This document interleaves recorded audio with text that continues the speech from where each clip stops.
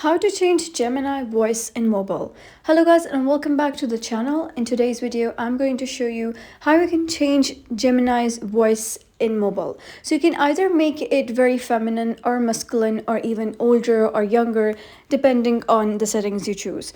So you can either do it from the Gemini settings, but for some reasons if you're not able to find the option of Gemini's voice within the Gemini settings, you can just do that manually from changing the settings of your assistant.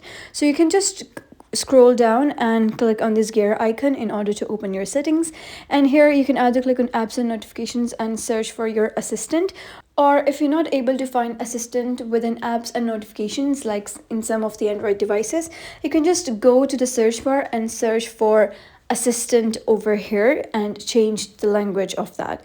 So you can just search for assistant over here, just type down assistant, and here you'll be able to see assistant settings. So we can just click on this language for speaking to your assistant. So just click on assistant languages, and here you can see that it is selected English United Kingdom. So you can just change it to English United States. So that would just change the Gemini's voice because every language has a different voice. So either you can even just open your Gemini settings by again going to your settings and searching for Gemini settings.